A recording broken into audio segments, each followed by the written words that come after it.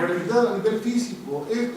Ustedes reconocen el mural de Camarena que está en el Museo Nacional de Antropología y que es una percepción de un artista de lo que es este gran tema de la antropología, la diversidad física, la diversidad cultural, la diversidad de ambas en el tiempo, no solamente ahora, sino en el pasado, y que deja su expresión en lo que estudian los arqueólogos, ¿no? Ahí podemos ver todo esta gran complejidad de lo que ha sido la experiencia humana a través de los tiempos hasta llegar al momento presente, el gran campo de estudio de la antropología. Bueno, ahí están inclusive figuras femeninas para mostrar esta gran variabilidad que existe. Y esto, ustedes lo reconocen, la Declaración de los Derechos del Hombre y del Ciudadano, un gran avance en la vida de la democracia, de la sociedad humana, que simplemente muestra pues, que todos somos iguales. Y sí, efectivamente, o debemos ser iguales ante la ley, ante la posibilidad de un desarrollo correcto de lo que cada quien es. Bueno, esto es una cuestión a nivel jurídico, a nivel filosófico, que no contraviene para nada la otra gran realidad, que es la diversidad existente en el mundo a nivel de la cultura, a nivel de la biología. Así que el hecho de que, bueno, ahora en todos lados se dice, bueno, debemos ser iguales, los mismos derechos, no importa pues, las diferencias, y son muchos tipos de diferencias. Y las diferencias pues, son una percepción que todos la tenemos. Si las queremos exagerar, podemos decir, bueno, y los gigantes y los enanos, pues es una expresión extrema que llega a la patología en esta diversidad que hay, y no solamente entre diferentes grupos humanos, en diferentes poblaciones, digamos, los ingleses y los pigmeos, o los australianos y los mongoles, no, sino dentro de la misma población, en el mismo grupo humano, se puede dar esta situación, ¿no? Esta tomada de un libro de Life, pues son inclusive parientes. Este señor de 90 centímetros de estatura y el otro de 2,40, bueno, son expresiones que se dan en el seno de todas las poblaciones humanas. Pero bueno, no hay que ir hasta lo patológico, hay aspectos en donde lo físico es extremado por la cuestión cultural. Los luchadores de sumo, que son en sí robustos, son masivos, bueno, con una sobrealimentación llegan al fenotipo, a sus características corporales que les permiten ser más exitosos en este tipo de deporte, ¿no? Y el otro extremo serían las poblaciones altamente adaptadas a los climas tórridos de las llanuras africanas, los pueblos que viven alrededor de las fuentes del Nilo, los dinka, todos estos grupos que tienen una adaptación, que es una adaptación lograda a través del tiempo a ese tipo de climas muy esbeltos, con extremidades muy largas, con troncos también muy esbeltos. Bueno, pues es contrario a los esquimales que viven en el Ártico, han tenido que desarrollar un tipo de estructura corporal contraria a esto, mucho más rechonchos, más anchos, digamos. ¿Por qué? Porque son las estructuras físicas que responden a las presiones del ambiente. Para las poblaciones en los climas tórridos, bueno, el poder hacer un intercambio calórico con el ambiente es muy importante. Una fisonomía de este tipo permite una superficie corporal que hace más fácil el poder perder el exceso de calor corporal en esos climas. En el clima ártico es el mantenimiento del calor corporal el problema. Eso se logra con una figura geométrica que tienda más a la esfericidad. Por eso son poblaciones mucho más pequeñas y más desarrolladas horizontalmente, digamos, ¿no? Hay una explicación a nivel de adaptación al ambiente y claro, no solamente es la adaptación del físico, sino la adaptación cultural. Hay muchos aspectos que, digamos, concuerdan o que concurren para resolver estos problemas de adaptación al ambiente. Y justamente esta es la razón que en antropología física se ha estudiado por qué la diversidad humana a través del planeta. Pues simplemente son procesos de selección natural, una selección natural durante un largo recorrido que ha tenido el hombre y sus antepasados, desde hace 6 millones de años, hace 1 millón de años que sale el hombre de África. Se discute mucho la antigüedad de que hay el inicio de la población fuera de África. Bueno, pero siempre son procesos de adaptación que han dado lugar a estas variaciones del físico humano a través del mundo. Los africanos, los asiáticos, los europeos, los australianos, los indígenas en América, hay variaciones físicas reales, las conocemos, y claro, ya en nuestro siglo, pues una gran imbricación de estas poblaciones, porque las comunicaciones se han abierto. Pero en el siglo XVI, el siglo de las exploraciones europeas, pues se encontraron, por procesos históricos, bueno, es otra cosa, encontraron a las poblaciones del mundo que se habían mantenido aisladas durante mucho tiempo y que son las que dieron lugar a esta respuesta dentro de la antropología decimonónica de las clasificaciones raciales, ¿no? Cómo eran los individuos de cada gran área geográfica. Esto es la diversidad en el proceso de crecimiento, en el ciclo vital. Bueno, yo les decía, hay un patrón de cambios desde el nacimiento hasta la madurez y después hasta la senescencia, pero que es un patrón que varía. No crecen con el mismo ritmo los niños en África que en los grupos indígenas de América, ¿no? ¿Cuál es la maduración? ¿Cómo se presenta? Hay diferencias, hay variaciones que además están influidas por cuestiones de ambiente, cuestiones de nutrición y de salud, como ya les había comentado. Hay es lo que les comentaba, las estructuras físicas, que esto también es un proceso biológico, y que tiene mucho de genético, y pues claro, el ambiente también cuenta, pero una persona que es mesomórfica, que tiene más conformación atlética, aun cuando no coma bien, la estructura de su esqueleto va a seguir siendo fuerte, va a seguir teniendo deficiencias de salud, pero va a tener una conformación que se puede descubrir. Y un ectomórfico, pues también, aunque coma mucho, no va a dejar de tener su perfil propio, y un endomórfico, claro, si come de más, pues es un caso de obesidad extrema. Hay aspectos de variaciones que en realidad son comunes y son perceptibles para todos nosotros. El hecho de que nos reconozcamos individualmente tiene que ver con cuestiones muy elementales como la forma de la cara, la forma de implantación del cabello, la forma de la nariz. Bueno, son cuestiones que también se han estudiado mucho y que nos permiten ver cuáles son los perfiles propios de una población, y esto es lo que se aprovecha en la antropología forense para poder identificar a un individuo.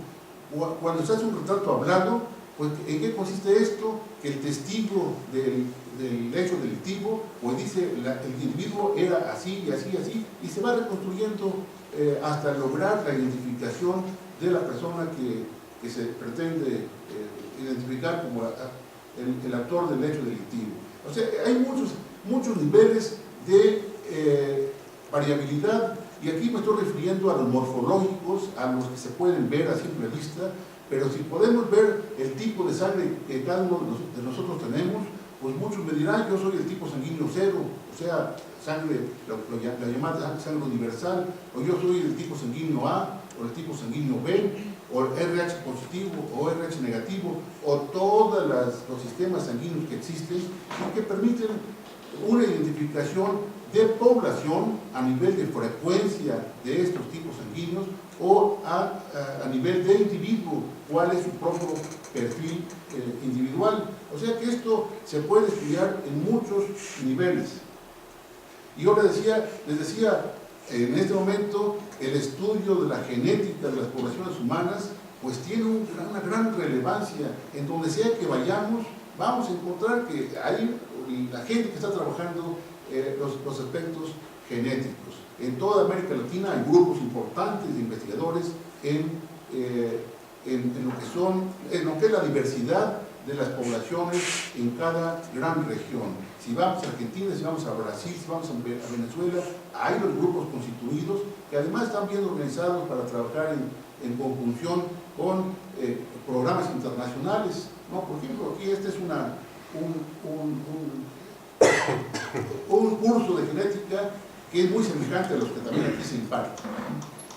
Bueno, y quisiera también referirme a otro gran aspecto de la antropología física, que es la osteología antropológica, que es la forma de trabajar la diversidad de las poblaciones del pasado, que puede llegar inclusive hasta la paleoantropología, que es el estudio de los fósiles, ya en épocas más antiguas, pero en poblaciones de un pasado más reciente, el estudio de los restos esqueléticos permite reconstruir los fenómenos vitales de poblaciones antiguas, y este es un campo tradicional muy importante de la antropología física. Los museos están llenos de restos óseos que permiten saber pues, cómo eran las poblaciones de Teotihuacán en México, o la zona maya, o la zona de Oaxaca.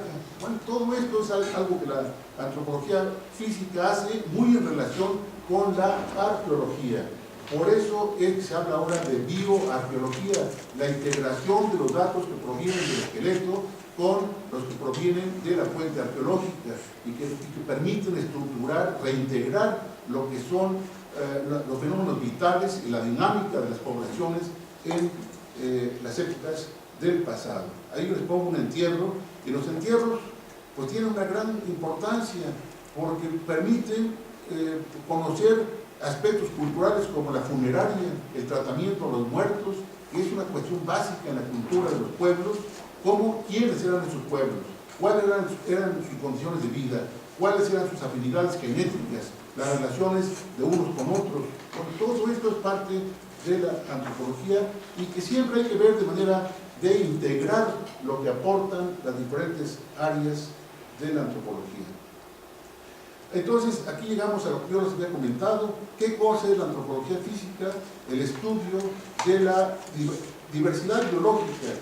La diversidad biológica en esta perspectiva, en esta coordenada de la evolución y de la diversidad física actual, que viene desde los antepasados humanos más antiguos, los australopithecus, hasta las poblaciones cosmopolitas del momento presente.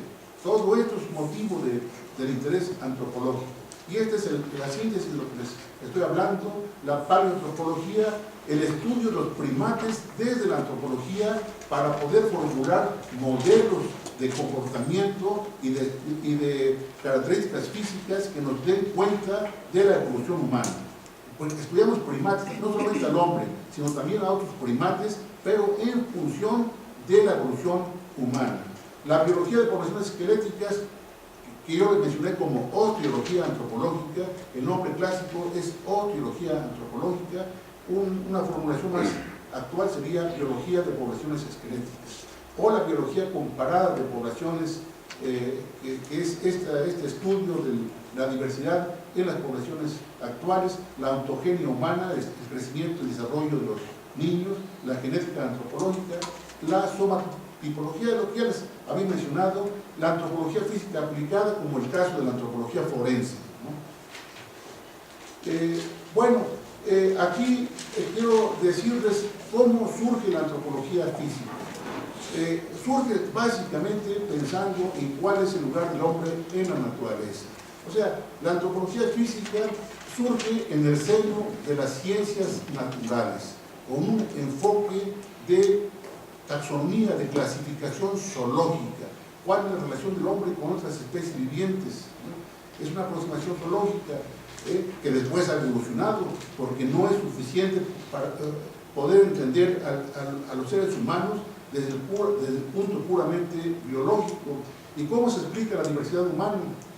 Eso tuvo su respuesta en una taxonomía racial que ahora ha cambiado por un análisis de la dinámica de las poblaciones humanas.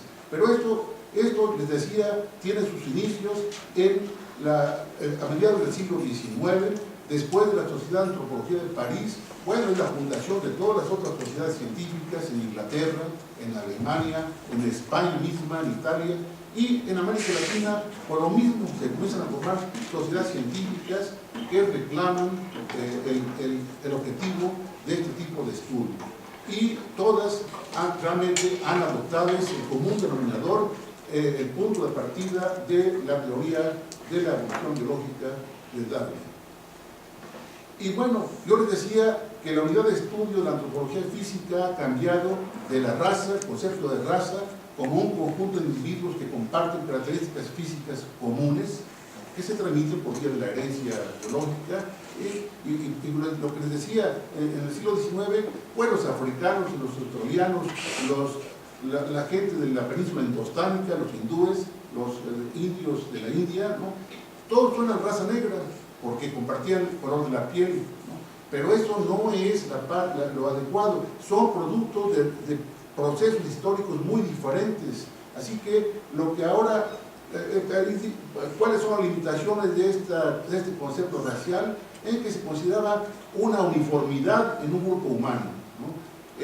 Al contrario, todos los grupos humanos son muy variables, y yo les ponía el ejemplo de nuestra propia población. Es muy difícil de clasificar porque somos enteramente variables como una población que tiene un alto grado de mestizaje entre europeos, indígenas americanos y población de origen africano, ¿no? Y lo que el concepto de raza hacía era simplemente llegar a la descripción y a la clasificación y no a los procesos que originan esta diversidad, que ese va a ser el punto importante. La antropología física ahora tiene otro perfil académico. Sí es cierto que nace en el seno de las ciencias naturales a partir de esa aproximación zoológica, ¿no? Pero ahora está integrando más énfasis en el proceso evolutivo y tiene que recurrir a las ciencias sociales para poder establecer esta ecuación entre herencia biológica y influencia del ambiente. Una influencia que es básicamente del medio humano, de los factores culturales. Y por eso llegamos a este enunciado de la nueva antropología física a mitad del siglo XX. Sobre todo Sherburne Washburn es un personaje importantísimo porque plantea esta reorientación de los objetivos de la antropología física a través de este énfasis en la comprensión de los procesos y no solamente la descripción de los aspectos puramente digamos, morfológicos de los grupos humanos. O sea, hay un replanteamiento de la teoría, justamente tratando de aplicar la visión de la teoría evolutiva, la síntesis de la teoría de la evolución, la teoría sintética de la evolución, que justamente a mitad del siglo XX comienza a establecerse y que también influye en la antropología física. Bueno, esto quiere decir que hay que integrar a la antropología física y por eso hay el cambio del concepto de raza al concepto de población, ¿no? Que proviene justamente del desarrollo de la genética de poblaciones. Y esto es lo que yo les decía, la población, la definición de la genética mendeliana, la genética que propugnó Gregorio Mendel, que fue el descubridor de las leyes de la transmisión de las características hereditarias, ya aplicada a las poblaciones humanas. Bueno, una población es este cambio de individuos, con este conjunto de individuos que conforman una comunidad reproductiva, pues que son prácticamente lo que conocemos en todos lados. Es muy fácil ir a un pueblo, pues ahí la gente encuentra o establece parejas en el seno de ese pueblo. Ya en las poblaciones urbanas ya es mucho más difícil, sobre todo poblaciones muy complejas, pero ahí hay, digamos, un conjunto de poblaciones mendelianas. Y si uno ve, bueno, ¿qué cosa pasa con toda la gente emigrada de los grupos étnicos que vienen de la Ciudad de México? Pues hay una tendencia que continúan estableciendo pareja en el seno de ese mismo grupo, y los mexicanos que se van a los Estados Unidos durante 1 o 2 generaciones siguen tratando de mantener esa digamos, conglomerado, no solamente y no tanto por la cuestión física, sino por la cosa cultural. Bueno, hay muchos ejemplos de esto, pero en fin, esto implica que la definición de una población reconoce la variabilidad interna de esa población y no tiene que ser la gente todas compartiendo las mismas características. Eso ya lo habíamos mostrado, ¿no? Y bueno, eso permite entonces poder entrar ya, progresar del nivel descriptivo al nivel de explicación de procesos. Eso creo que es muy importante. No solamente establecer una geografía de las diferencias, sino una explicación de ese fenómeno. Y miren, esto creo que es muy importante, este énfasis en el enfoque de la antropología contemporánea, que es la ecuación biología-cultura. O sea, simplemente ahora sabemos que las fuerzas evolutivas, la mutación, la selección natural, la deriva genética, el flujo genético, tienen que ver con el ambiente que se ha dado el hombre a sí mismo, el ambiente que es su ecología, pero también su perfil social propio. Y para decir, vamos a poner la deriva genética, por ejemplo. La deriva genética es una fuerza evolutiva que depende del desarrollo histórico de una sociedad que permanece en un estado todavía de atraso tecnológico, con poca gente, con una densidad de población muy pequeña. Está expuesta a la deriva genética, que son cambios azarosos en la estructura genética de ese pequeño grupo y que deriva justamente en una diversidad de una generación a la siguiente. En cambio, en poblaciones muy grandes, ahí no funciona la deriva genética, sino va bien el flujo genético. ¿Qué es el flujo genético? Es el mestizaje, es el intercambio de genes entre poblaciones con trasfondos genéticos distintos, ¿no? Y eso es lo que ha pasado en la historia de México. Ya en la época prehispánica había variaciones importantes en los grupos indígenas, y había ya cuestiones de flujo genético entre ellos, ¿no? Las conquistas mexicas de Mesoamérica produjeron ya ese nivel primero de mezcla. Llegan los españoles, la conquista, y se produce un mestizaje en mayor escala. Y además traen gente de África y también se incorporan sus genes a lo que va a ser la población mexicana contemporánea. O sea, todas estas fuerzas evolutivas están mediadas por situaciones de tipo social y de tipo histórico. La antropología física no se puede reducir a la sola biología, tiene que estar siempre en relación con el ambiente social e histórico. ¿Cuáles son los factores del medio ambiente que tienen repercusión en la biología? Miren, todo esto que está allí muestra la necesidad de considerar ese contexto social e histórico. El tamaño de la población, pues esto expone a la gente a la deriva genética. Cuando llegan los primeros pobladores a América, venían en pequeños grupos expuestos a una deriva que influyó en esa gran diversificación que hubo en los grupos indígenas en América, desde el norte hasta el sur del continente. Hay una gran variabilidad de los grupos indígenas americanos y comienzan con fenómenos de deriva genética por el tamaño, la dimensión muy pequeña de estos primeros grupos. La organización social, la exogamia, la endogamia, las prácticas de formación de pareja tienen una gran influencia en el establecimiento de la base genética de una población. Y eso, pues la endogamia y la exogamia es un tema clásico de la etnología. La panmixia, que realmente no existe en las poblaciones humanas. La panmixia, que es que todo mundo tenga las mismas probabilidades de encontrar pareja en cualquier otra persona de su comunidad. Y la verdad es que la formación de pareja también está mediada por cuestiones culturales y sociales. La gente no se casa al azar, sino que escoge una pareja. ¿Por qué? Por patrones estéticos, por conveniencia social, por cuestiones de patrimonio, de riqueza. La panmixia existe en otras especies, los perritos, pero no en la especie humana. No hay una especie más selectiva que la nuestra.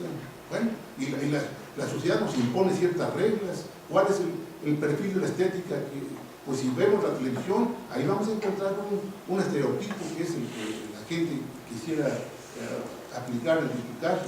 Los sistemas de parentesco, bueno, todo esto tiene mucho que ver con la biología de las poblaciones humanas.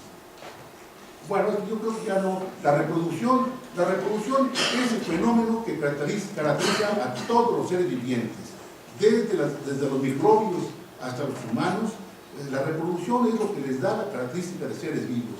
Es más, los virus, más allá de los microbios, los virus han sido descritos como genes que se reproducen. Bueno, es lo más elemental que hay y tienen la característica de los seres vivos.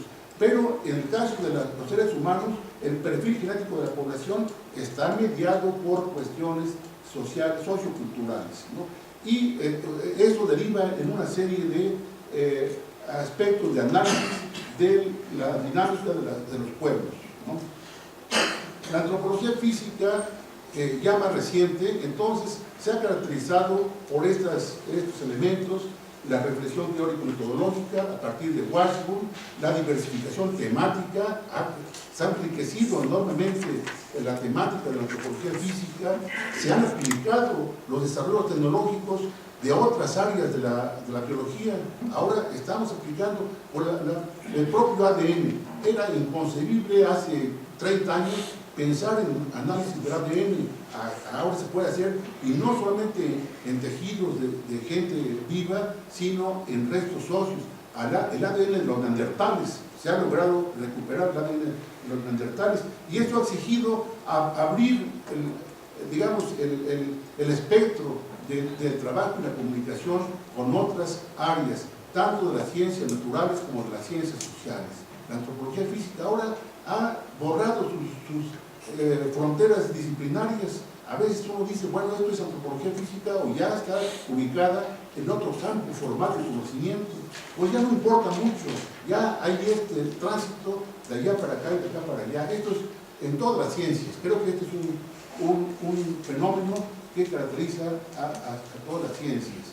Bueno, las innovaciones tecnológicas creo que no es cosa de, ya mencioné que la genética, a otros aspectos, la propia computación, la microscopía, todo lo que ahora se puede utilizar, pero creo que es más importante el contexto en que ahora se desarrolla la investigación antropológica.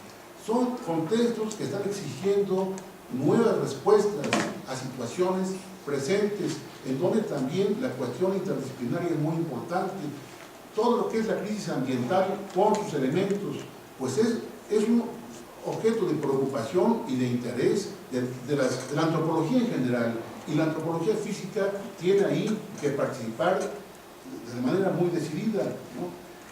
La problemática de salud, hace un momento yo me refería a algunos ejemplos, pues también la antropología física tiene que ver con estos fenómenos que están ante nosotros y que antes eran menos perceptibles, pero por ejemplo el envejecimiento poblacional, ¿no? La sobrepoblación, la malnutrición y el hambre, que sigue siendo un flagelo de la humanidad. Bueno, todas las nuevas expresiones de la enfermedad, y esto nos impone estos desafíos de los que estamos hablando, y yo creo que uno muy importante no solamente es la reflexión teórica que ya se ha dado, sino estas interacciones a través de las fronteras disciplinarias. Creo que esto es muy importante. La antropología física, en lugar de especializarse, irse al campo de la pura biología, mejor irnos a la Facultad de Ciencias, es al contrario, tratar de establecer un vínculo más fuerte, más intenso con las otras ramas de la antropología, para comenzar un diálogo de la propia antropología, pero también con las otras ciencias sociales y con las otras ciencias naturales, ¿no? Y que esto sea lo que esté siendo la guía de los programas de la formación de los nuevos antropólogos. Creo que son cosas muy elementales. ¿Y cuál es la perspectiva que tenemos? Pues es que necesitamos llegar a esa comprensión más cabal de lo que es la complejidad del fenómeno humano, donde la antropología física pueda aportar esta experiencia de la investigación realizada a través de mucho tiempo. Y para ello sigue siendo importante que se enfatice este planteamiento biocultural. La antropología física, que ahora debiera llamarse antropología física, antropología biológica o antropología biocultural, para enfatizar esta necesidad de integración. Y esto sería el último punto. La biología humana no tiene sentido sin la sociedad. Lo dijo Washburn, el creador de esta corriente de la nueva antropología física, y esto es lo que esperamos que pueda ser, digamos, el punto al que podamos aspirar, de poder reintegrar la antropología física en el seno de las ciencias antropológicas y en una comunión con otras disciplinas que concurren a entender el fenómeno humano. Yo creo que este sería digamos, el recorrido que yo he querido hacer para mostrarles este panorama general de la antropología física. Y creo que aquí me quedo porque me falta la segunda parte, que también tiene muchas imágenes. Yo no sé si alguien quiere hacer alguna intervención muy breve o alguna duda. Y yo quería darles un momento de descanso, pero ya se me pasó el tiempo y voy a tener que sintetizar la segunda parte para que las dos le dé lugar a la siguiente expositora. Pues espero que haya sido claro, porque de todos modos, si alguna duda hubiera, me encuentran aquí. Yo soy de los veteranos de este instituto, estoy todos los días, ya no debiera estar, pero sigo siendo muy terco. Así que cualquier cosa que se requiera pueden recurrir a mí. Carlos Serrano, lo tienen ahí en su programa, y yo estoy ahí donde está la cafetería, un lugar muy conocido del instituto. Adelante está el laboratorio de genética, el laboratorio de zoología, y enseguida mi cubículo. Así que les ofrezco cualquier duda que haya, podemos hablar sobre esto. Y entonces, sin descanso, vamos a continuar, si no terminamos. A ver, ¿dónde está la otra? La siguiente